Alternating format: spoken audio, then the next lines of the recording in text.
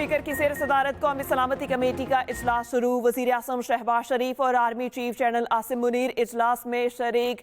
DGISI और DGMO भी इजलास में शरीक हैं। आला सिविल और अस्करी क़यादत भी अहम इजलास में शरीक हैं। मौलाना फजलुर रहमान और बिलावल भुट्टो जरदारी भी इजलास में मौजूद। विफाकी वज़रा, अरकान पार्लियामेंट, पंजाब, सिंध और खैबर पख्तूनख्वा के गवर्नर्स भी इजलास में शरीक। सीनियर सियासतदान सेनेटर फैसल वाडा भी इजलास में शरीक हैं। वज़ीर आला KP अली अमीन गंडापुर और वज़ीर आला बलोचिस्तान सरफराज बुगटी भी इजलास में मौजूद। अस्करी क़यादत, पार्लिमानी कमेटी और मुल्की सिक्योरिटी सूरत हाल से आगाह किया जाएगा। स्पीकर की ज़ेर सदारत कौमी सलामती कमेटी का इजलास शुरू। वज़ीर आज़म शहबाज शरीफ और army chief general Asim Munir इजलास में शरीक।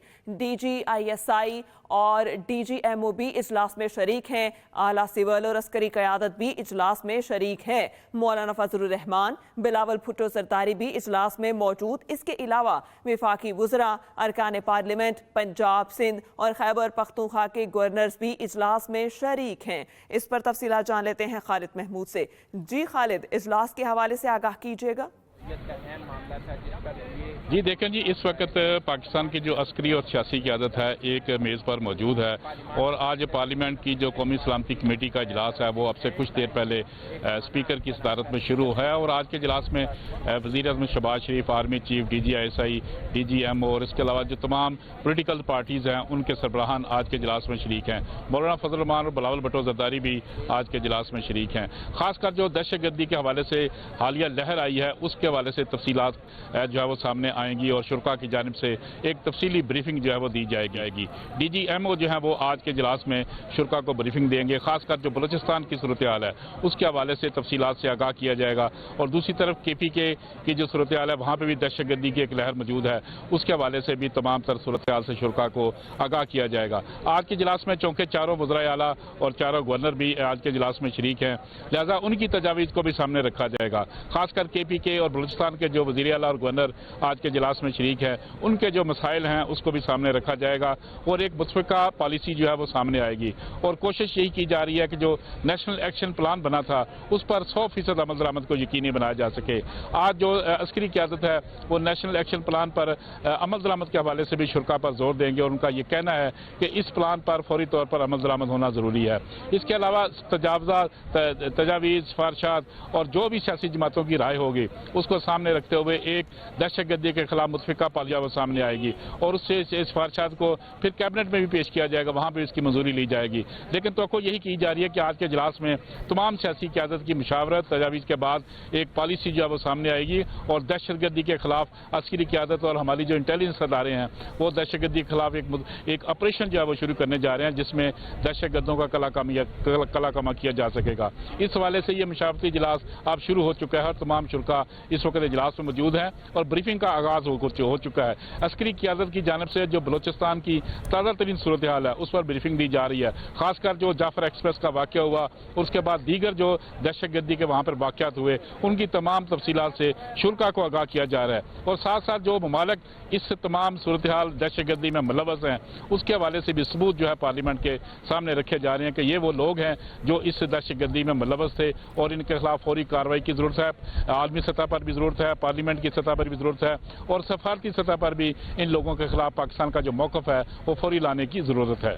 जी सही। खालिद महमूद, ये बताइएगा कि अब एक्सपेक्ट क्या किया जा रहा है कि किस फ्रेमवर्क के तहत या क्या फ्रेमवर्क तजावीज़ हमारे सामने आ सकती है कि अब इस तरह हमें आगे बढ़ना चाहिए दहशतगर्दी के खिलाफ?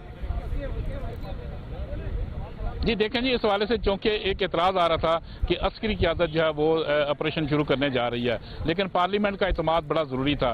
सियासी जमातें मौजूद हैं, जमहूरी हुकूमत मौजूद है, इसके प्लेटफार्म पर यह फैसला करना ज़रूरी था कि तमाम अस्करी और सियासी क़यादत जो है वो एक प्लेटफार्म पर मौजूद है और उसी के ज़रिए फैसले किए जा रहे हैं। असल में ये मकसद भी इसी का यही है कि जो पाकिस्तान की मुक़्तदर क़ुव्वतें हैं, अस्करी क़यादत है, इंटेलिजेंस अदारों के सरबराहान है, वज़ारत दाखिला है, सूबाई वज़रा है, सूबाई गवर्नर हैं, ये सब जो है एक प्लेटफार्म पर मौजूद हैं और इन सब का एक ही मौकफ है कि दहशतगर्दों का कला कम किया जाए और मुल्क में अमन अमान की बहाली के लिए जो सिक्योरिटी अदारे, जो हमारे फोर्सेज के जवान, पुलिस के जवान, रेंजर के जवान और FC के जवान जो कुर्बानियां दे रहे हैं, इनकी कुर्बानियों को जो है वो खराज तहसीन पेश किया जाए और साथ साथ इनकी जो कोशिशें हैं उनको भी खराज तहसीन पेश किया जाए। और इसके साथ अस्करी क़यादत के साथ साथ जो हमारी पार्लियामेंट मौजूद है, हमारी पार्लियामानी जमातें मौजूद हैं, वो एक प्लेटफार्म पर मौजूद होंगी, तो तब ही इस दहशतगर्दी का कला कम किया जा सकेगा। सिफारिशें आएंगी तमाम सियासी जमातों की जानिब से, अरकान पार्लियामेंट से, वज़रा से, पार्लियामानी लीडर से, वो अपनी सिफारिशात सामने रखेंगे,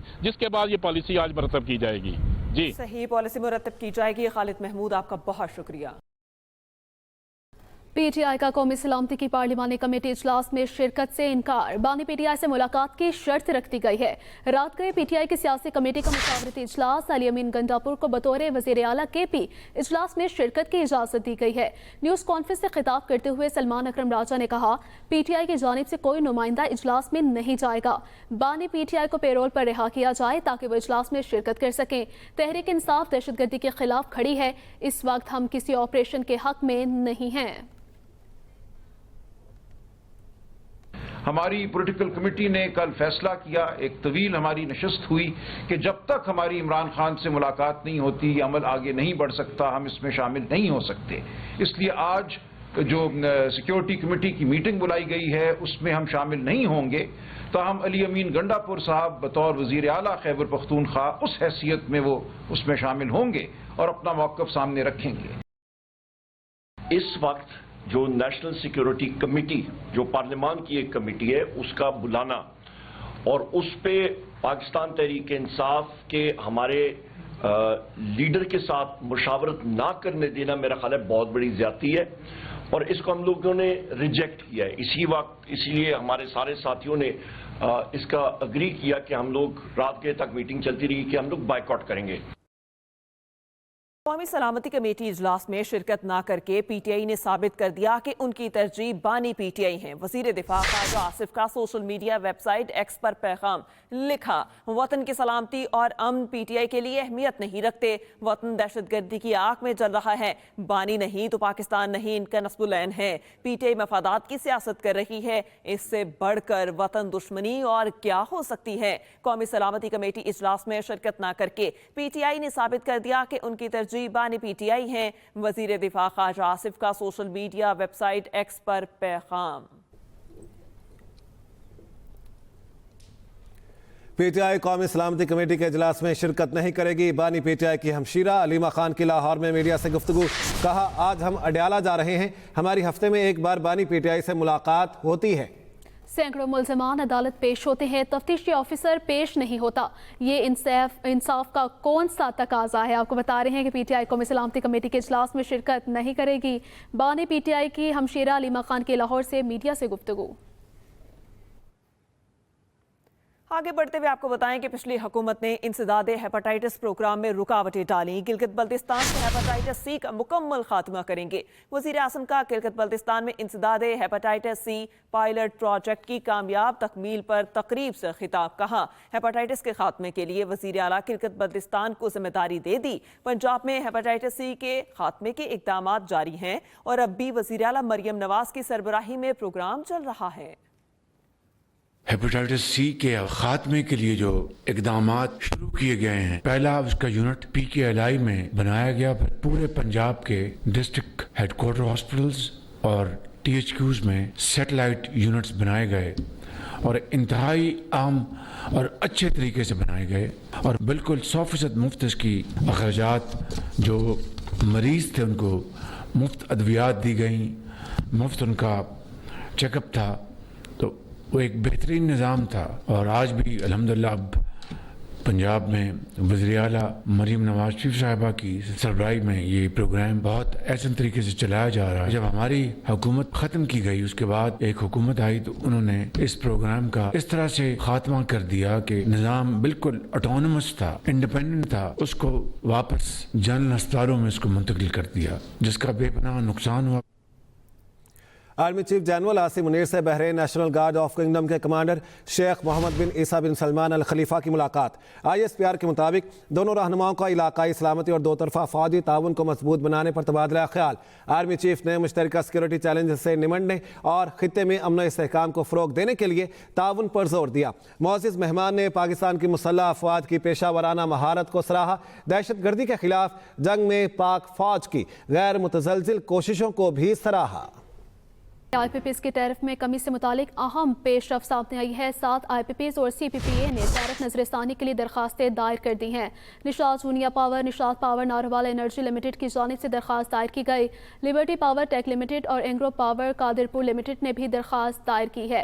सिफायर इलेक्ट्रिक पावर लिमिटेड और सेफ पावर लिमिटेड की जानिब से भी दरखास्तें दायर की गई हैं। इसी बारे में मजीद बात कर लेते हैं। जैगम नकवी हमारे साथ है। जैगम नकवी, बताइएगा इस बारे में।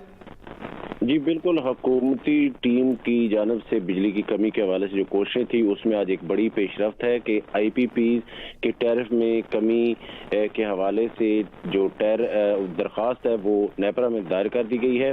और ये दरख्वास्त 2002 की पॉलिसी के मुताबिक लगने वाले जो IPPs हैं उनके लिए दायर की गई। और इसमें जो 7 जो पावर प्लांट्स हैं उनकी जो दरख्वास्तें हैं उनमें निशात चूनिया पावर है, निशात पावर नारोवाल है, लिबर्टी पावर टेक लिमिटेड है, एंग्रो पावर जिन कादर लिमिटेड ने, फायर इलेक्ट्रिक पावर लिमिटेड और सैफ पावर लिमिटेड की जानब से ये दरखास्त दायर की गई है। और नेपरा अथॉरिटी जो है इस पर 24 मार्च को समाअत करेगी। समाअत में जो रुपए और डॉलर की कदर के जो फर्क है उसके तरीकाकार पर नजरसानी का मामला भी देखा जाएगा और टेक एंड पे के तहत अदायगियों के तरीकाकार का भी जायजा लिया जाएगा। ठीक, बहुत शुक्रिया जैगम नकवी इस बारे में अपडेट करने के लिए। पंजाब हुकूमत का आगोश प्रोग्राम के तहत नया इकदाम, नौमौलूद बच्चे को हिफाजती टीके लगवाने पर 4000 और हर बार 2000 रुपये दिए जाएंगे। खवातीन की रहनुमाई और मालूमात के लिए खुसूसी टोल फ्री नंबर भी कायम। वज़ीर आला पंजाब मरियम नवाज कहती हैं सेहत और इलाज हर माँ और बच्चे का बुनियादी हक है और हुकूमत अपना फ़र्ज अदा करेगी। सेहतमंद माँ ही सेहतमंद ख़ानदान की जामिन है। अस्पतालों में माँ और बच्चों को बीमारी की हालत में देखना इंतहाई तकलीफ दे है। आगोश प्रोग्राम से न सिर्फ मां बल्कि बच्चा भी सेहतमंद जिंदगी का आगाज करेगा। कश्मीर में पहली बार Chinar tape ball floodlight cricket tournament का आगाज हो गया है। इफ्तिताही तकरीब में वज़रा आसिम भट्ट, जावेद बजानवी, तकदीस गिलानी, बासिल नकवी और दीवान चुगताई ने शिरकत की। आज़ाद कश्मीर के 10 अजला जबकि मकबूजा जम्मू और कश्मीर की नुमाइंदगी के लिए 6 टीमें मुहाजिरीन से शामिल हैं। शायकीन क्रिकेट को कुरानदाजी के जरिए मोटरसाइकिल भी दी जाएगी। आज़ाद कश्मीर के वज़रा ने कहा नौजवानों को सेहतमंद सरगर्मियों की तरफ लाना हमारा मिशन है। रमज़ानुल मुबारक में इस तरह की सेहतमंद सरगर्मियां एक अच्छा तजर्बा है। टूर्नामेंट रियासत की तमाम इकाइयों को मिलाने की एक अच्छी काविश है।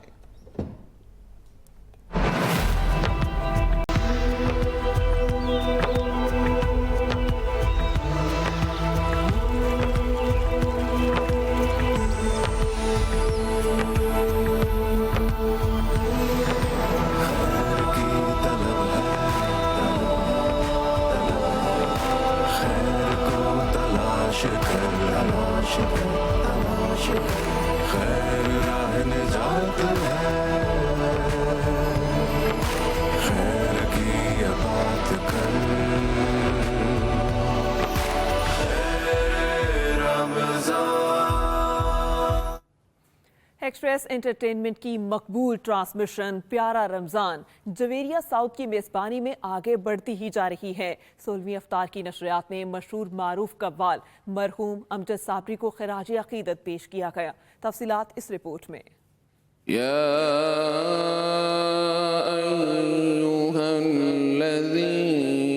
प्यारा रमजान का 16वां इफ्तार नशरियात का आगाज तिलावत कुरान मजीद से हुआ जो कारी हुसैन आराई ने की। ट्रांसमिशन में मशहूर नातख्वां अहमद रजा कादरी ने मशहूर कव्वाल अमजद साबरी मरहूम का कलाम सुनाकर उनकी याद ताज़ा की। नवासों का सदका अता हो, दर पे आया हूँ बनकर सवाली। मेजबान जवेरिया सऊद ने अमजद साबरी मरहूम को खराज अकीदत भी पेश किया। एक ऐसे प्यारे फनकार, इतने प्यारे अल्लाह के कलाम पढ़ने वाले इंसान को कैसे मार दिया गया। टीवी अदाकारा हिना दिलपजीर बनी प्यारा रमजान की प्यारा मेहमान। प्यारा कैसे लगे? प्यारा जायका में जेवेरिया, हिना अनीस, हिना दिल पजीर और शेफ समिया ने की मजेदार बातें। मुझे अच्छा लगता है पुलाव। पुलाव अच्छा, सऊद को भी पुलाव पसंद है और हम सबको बिरयानी पसंद है। महज़िब जो लोग उनको पुलाव महज़िब लोग। प्यारा मुकाबला में जहां नात-ख्वानों ने शिरकत की, वहीं मौलाना आजाद जमील ने वज़ाइफ तजवीज़ किए। वमिन शर्रि कुल्लि दाब्बतिन अंत आखुदुम बिनासियतिहा इन रब्बी अला सिरातिम मुस्तकीम। एक्सप्रेस एंटरटेनमेंट की रमजान ट्रांसमिशन जारी रहेगी चांद रात तक। देखते रहिए प्यारा रमजान।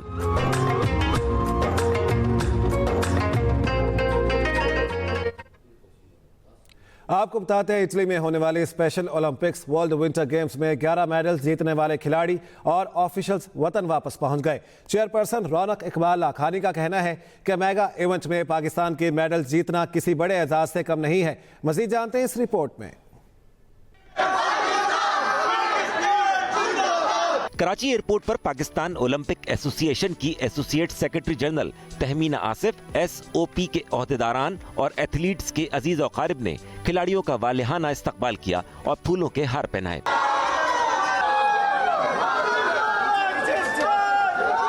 स्पेशल ओलंपिक पाकिस्तान की चेयरपर्सन रौनक लाखानी ने कहा कि ये मेगा इवेंट में पाकिस्तान के लिए मेडल जीतना किसी बड़े एजाज से कम नहीं।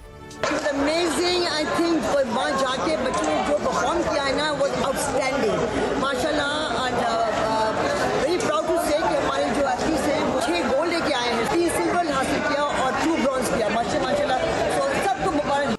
पाकिस्तान ओलंपिक एसोसिएशन की associate secretary general Tahmina Asif का कहना था कि वर्ल्ड विंटर गेम्स में हमारे एथलीट्स का जोशी जज्बा काबिल दीद रहा। खिलाड़ियों के वालिदैन का भी शुक्रिया अदा करती हूँ जिन्होंने बच्चों को भरपूर अंदाज में सपोर्ट किया। गोल्ड मेडल जीतने वाले मुअज्जम इकबाल, आफाक खान, अब्दुल सबूर और मनाहिल आसिम का कहना था कि सिर्फ पाकिस्तान के लिए जीत के जज्बे के साथ इवेंट में शिरकत की।